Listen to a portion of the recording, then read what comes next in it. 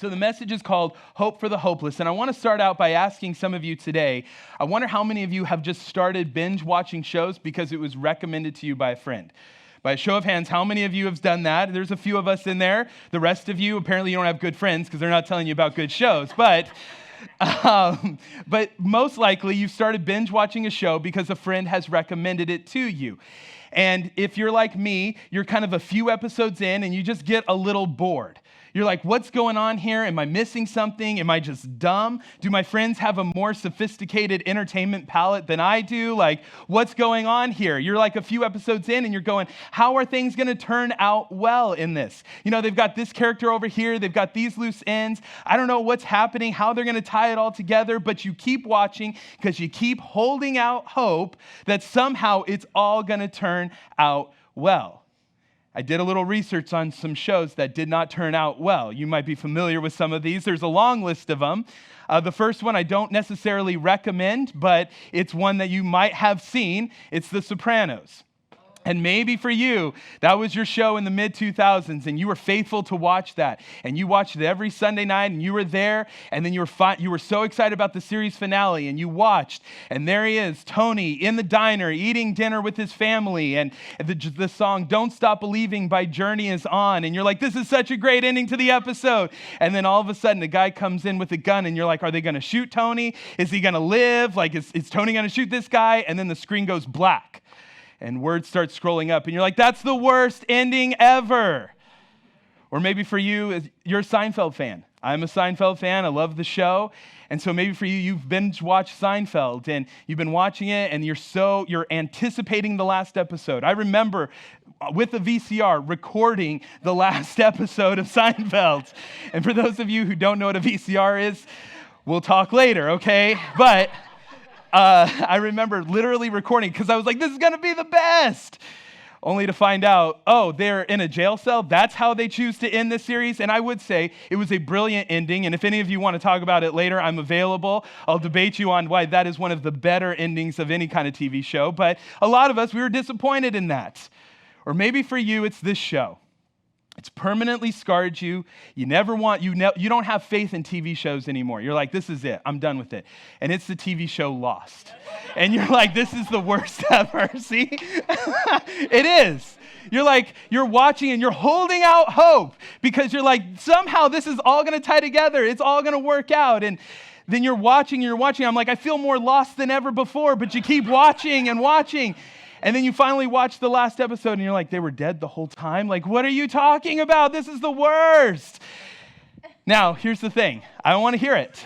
The statute of limitations of spoiler alerts is over. These shows are old and I don't want to hear, oh, I was so going to binge watch this weekend. No, you weren't, okay? Like, this has been a long time coming. So, and if anything, talk to a Lost fan. I've probably saved you days and hours of your life just to tell you that. So, anyways, I'm sorry. I'm sorry for that. But I say all of that to say this, that life can feel like that too, right? There are times that we're living our life and we're holding out hope and we're like, God, I don't know how you're going to use this. I don't know what you're going to do. I don't know that there's going to be any good in this situation. And we keep holding out hope and we're holding on to that somehow God is going to work everything together for good. But in the middle of it, we can find ourselves in a hopeless situation. There's times where we feel like there is no positive outcome. We feel like we're at the end of our rope. And there's lots of things that can bring us to this point of hopelessness. There can be the loss of a job. It could be the death of a family member or friend. It could be a chronic illness. It could be a marriage that's on the brink of divorce. It could be the fact that your kids have been running from Jesus and you're praying that they would come back to Jesus and you're praying and you're praying. And every time you feel like you're praying a little bit more, they feel a little further away. But you're holding out hope that they will come to Jesus. Or maybe you're here today and it's just the outcome of the election. And you're like, this is crazy. I don't even know what's happening. And maybe you're here today because your candidate hasn't won or maybe won't win. I don't know what's happening right now, but you're just feeling hopeless right now. And you're worried about the future and the direction of our country. And maybe you're here today and you're like, 2020 feels like the year of hopelessness. Like there has been no hope and you've lost all confidence in the future. And you have no confidence that things are going to work out moving forward. Maybe you're here today and you've looked everywhere and you've done everything you possibly can, but you still feel hopelessness in your life. I know for others of you, you're in this room today and you're here and everything is just fine. You've got job security, you've got money coming in, you're not really too worried about the country. Your candidate might be the one winning or might win. I don't know the last time the media has just declared the winner, so it's just one of those weird situations. But wherever you find yourself today, my goal is for us to understand and believe that hope can be found in the power of Jesus. Because here's the reality for all of us. There will be times in your life where you will have mountain highs. Things are going really well. You're on top of the world. The bad news is you will eventually have the valley lows. And if you're here today and you have the valley lows, the good news is you'll eventually have the mountain tops. That's just how life works. And so wherever you're at today, my goal is to help us trust the power of Jesus to bring us through whatever we're going to face. And today we're going to learn from a couple of individuals who find themselves in what seems to be extremely desperate circumstances. But because they trusted in the power of Jesus, they found hope in their hopeless situation. So Matthew chapter 9, starting in verse 18, it says, "While he was saying these things to them, behold, a ruler came in and knelt down before him, saying, 'My daughter has just died, but come lay your hand on her and she will live.' And Jesus rose and followed him and the disciples. And behold, a woman who had suffered from a discharge of blood for 12 years came up behind him and touched the fringe of his garment. For she said to herself, 'If I only touch his garment, I will be made well.' Jesus turned and seeing her, he said, 'Take heart, daughter, your faith has made you well.' And instantly the woman was made well. And when Jesus came to the ruler's house and saw the flute players and the crowd making a commotion, he said, 'Go away, for the girl is not dead, but sleeping.' But they laughed at him. But when the crowd had been put outside, he went in and he took her by the hand, and the girl arose. And the report of this went throughout all the district." After reading this, a lot of us can identify and understand and maybe even sympathize with what our two characters in this story, the ruler and the woman with the discharge of blood, we can sympathize with what those two are going through because we have either gone through a circumstance where we felt like we were in a crisis or we currently are in a crisis. And what Matthew wants to make very clear in our text today is that hope for these individuals and hope for us in our hopeless situation is only found in the power of Jesus. But what is hope?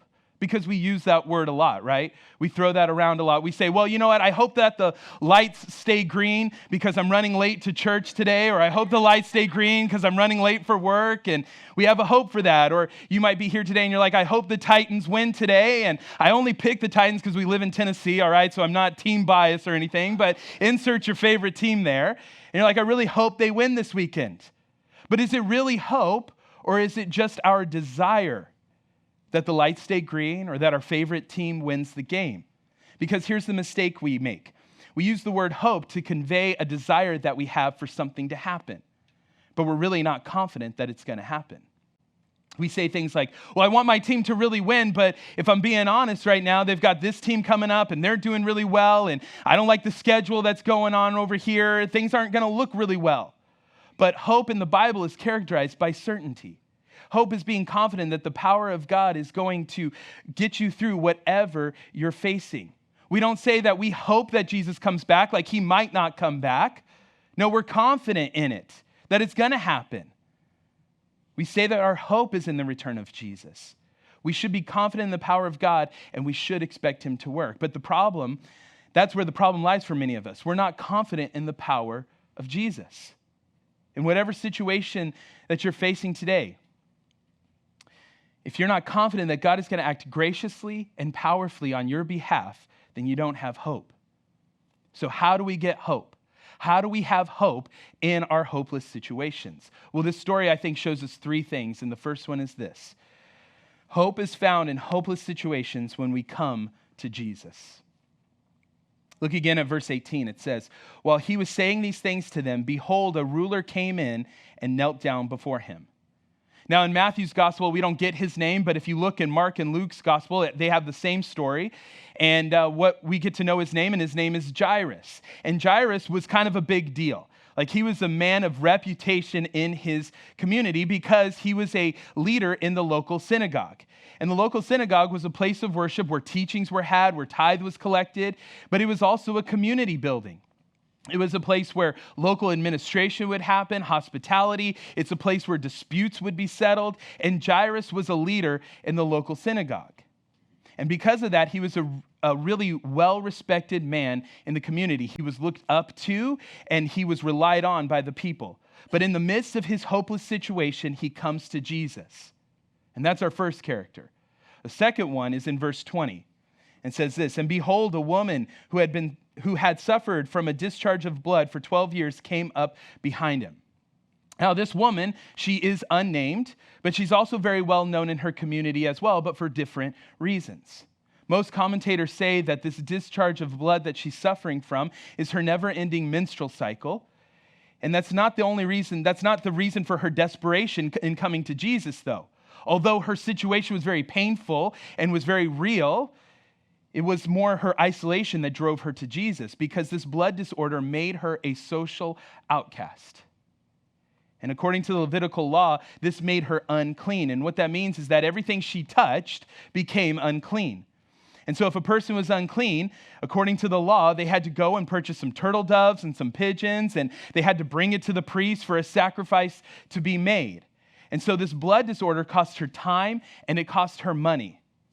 And so you could imagine that nobody wanted anything to do with this woman. She wasn't allowed to go worship in the synagogue. She wasn't allowed to go work. Nobody was calling her up for lunch to hang out with her. She didn't really have friends. If she was married, she most likely was divorced. If she wasn't ever married, she would never have actually the prospect of having a husband, because she was unclean.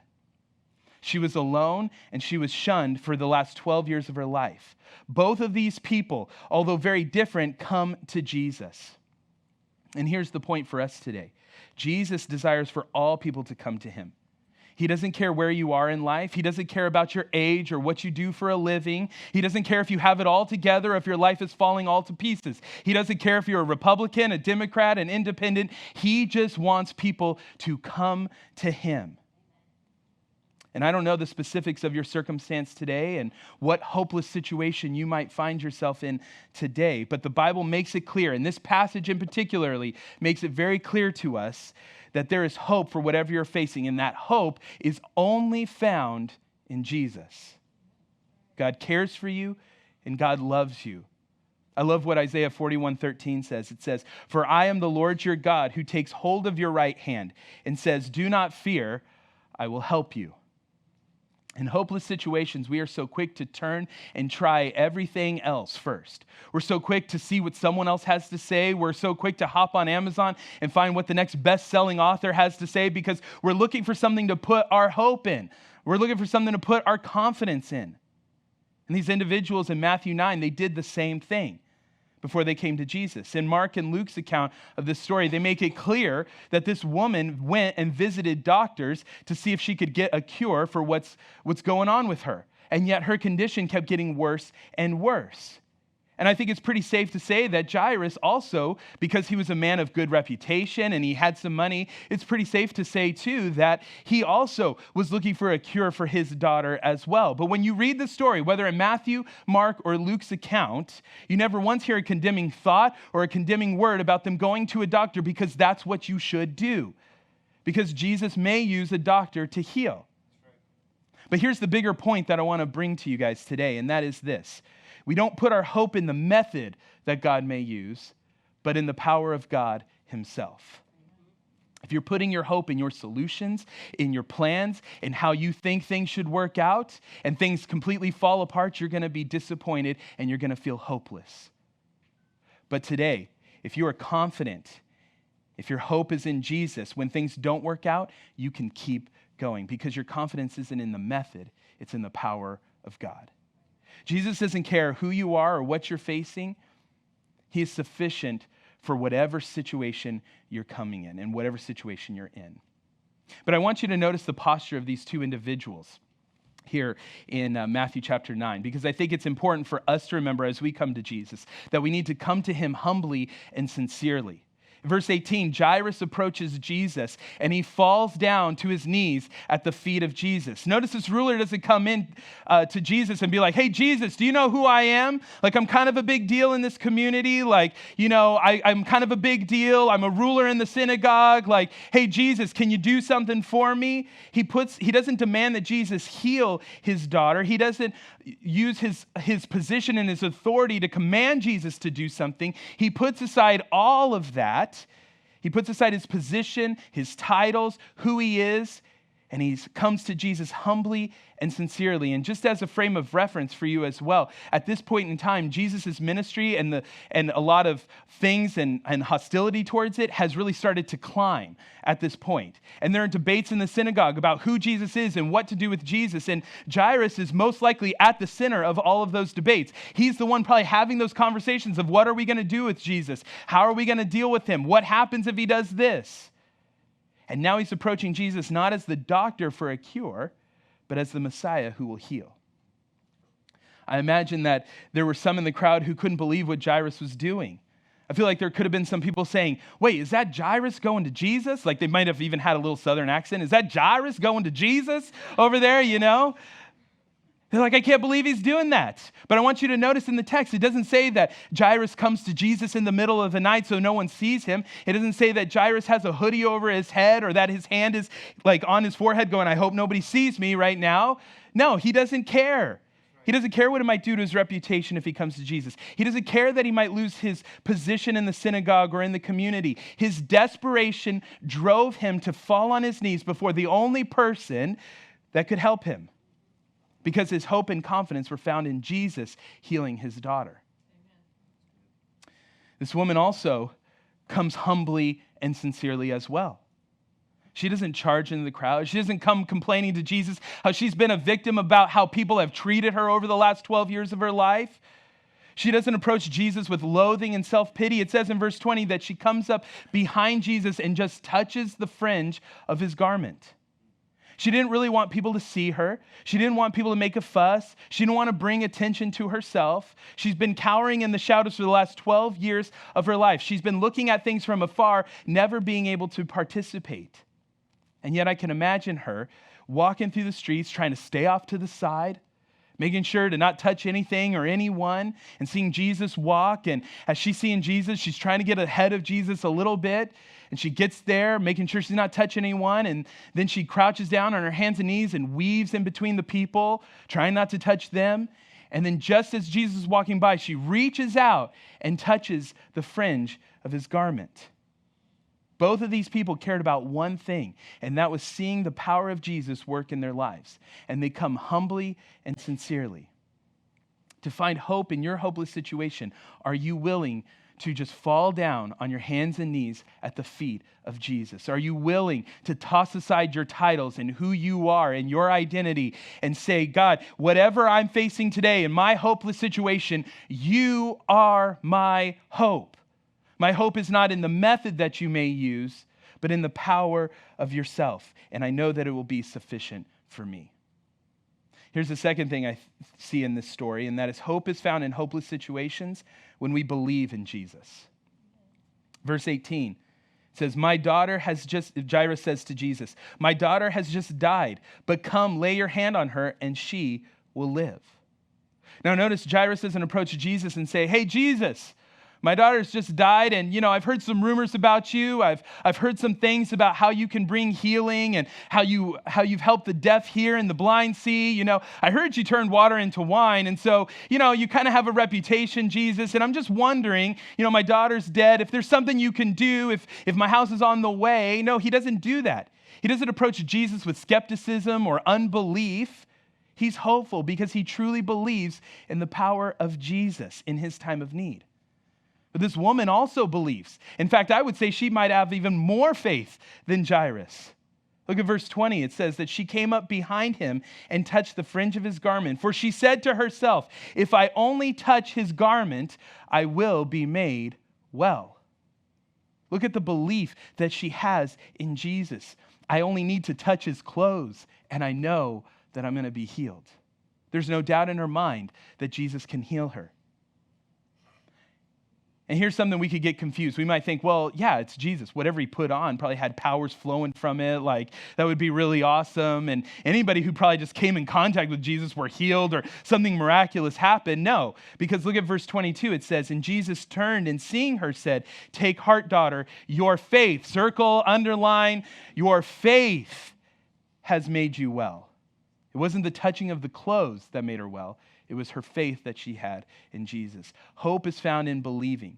You have to believe that Jesus is sufficient for whatever situation you're in. You have to believe that God will change the heart of that son or daughter. You have to believe that Jesus can save your marriage, that he can provide that job, that he will supply all of your needs. You have to believe that no matter who sits in the White House, that Jesus, long before there were kings and rulers and presidents, Jesus spoke and the earth was made. And he holds the world in the palm of his hand. And so ultimately, he's in control. Where is your belief today? All of us say we believe, but does your heart and life truly reflect that belief? If you're consumed with self-pity, you don't believe that Jesus is enough. If you're constantly complaining about your situation, then you don't believe that Jesus is going to get you through whatever you're facing. Because if you truly believe, when fear and worry set in, it won't overwhelm you, because your hope isn't in how things are going to work out, but who's going to work those things out. And I hope that you see the confidence these two people have in the power of Jesus. And I think that's what a lot of us are missing. Some people come to Jesus believing, and others come to Jesus with skepticism. I wonder how many people that had diseases just tried to touch Jesus' garment, but they weren't healed. Because they're like, you know what, I've heard some things about Jesus, but I've got this disease. Let me just see if I touch his clothes. And they go over and they touch his clothes, and they're like, see, not healed, told you it wouldn't work. Some people don't experience the power of God working in their lives because they really don't believe that he will. Believing in the power of God means that you're letting go of your timetables, you're letting go of your solutions, you're letting go of all of your plans and being confident that God has your best in mind. And trust me when I say this, it will be 1,000 times better than anything you and I could ever imagine. Many times people just want to try out Jesus. They want to see if he's for real. I've talked to people who've based their Jesus experience on how things turned out or how they think they should have turned out. I've met with people who are like, hey, can we meet because my marriage is falling apart and we've tried everything else and we're just going to give this Jesus thing a shot. And so a month goes by and we're walking through it and we're talking about things and we're walking through it with them, and they're told to do some things they didn't really fit into their plans, or they're asked to do some things that they didn't really want to do, and they're looking for a quick fix. And so when this Jesus thing isn't working out like they thought it should have, they're like, I'm out of here. I'm mad at God for doing something they never believed he would do anyways. See, Jairus and this woman strongly believe in Jesus. In fact, in Mark's gospel, it says this, that the woman only heard about Jesus. So she's never even seen Jesus do miracles before. She's never actually seen him do anything, but she's heard about the power that Jesus has and how he can bring healing and hope. And that's where her confidence is. She knew so little about Jesus, yet her faith was so big. And this should challenge us today, because we know so much about Jesus. We have our Bibles here in lots of different forms. We have it on our phones in many different translations. We have commentators to help us understand the Bible just a little bit more. And plus we're in America, there's church every Sunday, so we can freely come to church. We have the ability to know so much. We do know so much about Jesus, yet we have such little faith. Our belief shouldn't be our belief should be so great that we know that only a touch from Jesus could transform our lives. I wonder how many of us here believe that a touch from Jesus could transform our lives. The reality is there will be some who will believe that and others who won't. In fact, in verse 23, we see that played out here. It says, and when Jesus came to the ruler's house and saw the flute players and the crowd making a commotion, he said, go away, for the girl is not dead, but sleeping. And they laughed at him. There will always be those who refuse to believe in the power of Jesus. And you might be thinking, well, why do they have this great crowd and flute players? Like, that's a little weird right now. Like, what's going on? Well, it was customary in this time that if somebody died, you would hire professional mourners. And so whether you were rich or poor, you had professional mourners come in and mourn the loss of your dead.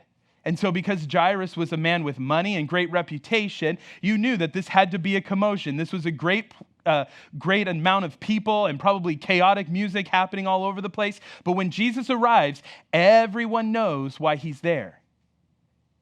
They too have heard reports about Jesus and his healings, but they don't believe that Jesus can do what he's coming to do.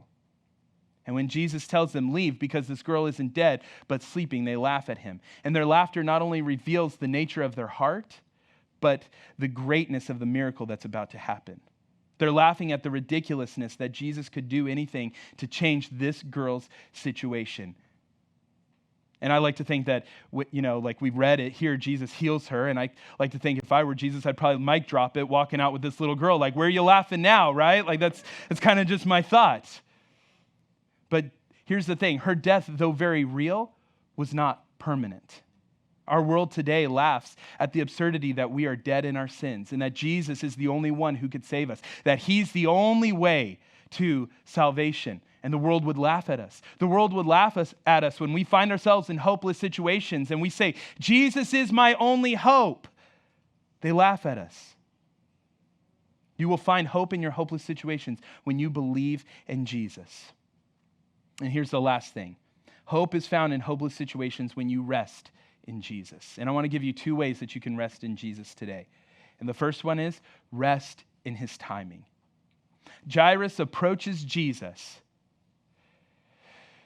And the only thing left for him to do is just wait on Jesus. And I can imagine how hard that was for Jairus to just wait on Jesus. And so then Jesus and Jairus are on their way to his house, and this woman comes in and she interrupts their traveling. And it would have been real easy for Jairus to say, hey, lady, leave us alone. We've got places to go and people to heal. Like, we've got to get going. Hey, Jesus, could you make these crowds go away? Could you thin them out? Hey, Jesus, that's enough chit chat. We got to keep going. Like, we've got a healing to go to. And it would have been really easy for this woman suffering with this blood disorder for 12 years. She certainly could have been asking Jesus, hey, why did you make me wait so long for a healing? Why did I have to endure these trials? When we find ourselves in what seems to be hopeless situations, we need to understand that God sometimes puts us in different positions and places to grow our faith in him. It took 12 years for her to get to the point where she had complete confidence in the healing of God. And sometimes our situations and places and positions, God allows them to continue for a long time until we ultimately arrive at this desperate need. But when we arrive at this desperate need, we arrive there with great faith. God gives us the gift of tragedy to grow our faith. And sometimes he prolongs our trials so that we can draw closer to him. But ultimately, what we need to do is we need to rest in him, rest in his timing. And here's the second thing. We need to rest in his gentleness. Verse 22. I've been saying this woman doesn't have a name, but Jesus does give her a name. He calls her daughter. And this is a term of endearment. This recognition says to her that you're not an outcast anymore. You're not alone. You're not degraded. You're not forsaken. You're a daughter to me. Your isolation is over. The pain is gone. The torment of others has ended. Listen, Jesus is going to bring peace in your life. It may just not be the way that you think or the way you think it should happen, but you are his son and you are his daughter, and he cares for you and he loves you, and he will bring peace into your life in whatever situation you're facing, and you need to rest in his gentleness. Today, maybe you just feel like you're at the end of your rope. You feel like you've lost all hopelessness. You feel hopeless in your situation. Maybe your life feels like one of those TV shows that we talked about earlier. You're living your life wondering, how is God going to make this work for good? I don't know what's going to happen. God, I have some loose ends right now. I feel like I'm in a valley. How are you going to work this out? I'm in a bad situation right now. But listen, Jesus isn't done writing the story of your life. He has a plan and a purpose for everything that you're going to go through. If you're here today and you find yourself in a hopeless situation, just know that sometimes we find ourselves in hopeless situations or in a crisis so that we can find Christ. And my prayer for you today is that whatever you're facing, maybe it's a financial loss, maybe it's the loss of a job, maybe it's your marriage, or maybe it's just the status of our country, That whatever hopeless situation that you find yourself in today, that you would find peace, that you would find strength, that you would find comfort, and you would find hope in Jesus. Or maybe you're here today and everything in your life is just fine. And maybe you're not in a physical crisis, but I'm going to tell you right now, you're in a spiritual crisis. Ephesians tells us that we are the object of God's wrath because of our sins. And so today, if you are far from Christ, you are in a hopeless situation today. But there is hope in that hopeless situation. And that hope is found in Jesus because he came to this earth and he lived the life that we couldn't live. And he died on the cross and he rose again to give us eternal life. And if we turn from our sins and ask for forgiveness, the Bible tells us that he is faithful and just to forgive us of our sins and cleanse us from all unrighteousness. If you've never experienced Jesus, if you've never put your faith in him, if you've never had peace, then today I want to give you an opportunity to come to him. Listen, all your problems aren't going to go away. It's all not going to be rainbows and sunshines and butterflies. But the reality is we'll still have the valley lows. But the good news is that Jesus, just like Isaiah says, will take you by the hand and go with you. And if you're in a spiritual crisis today, just like how Jesus raised the Jairus' daughter to life, he can raise you to new life as well. And true and lasting hope can only be found in Jesus.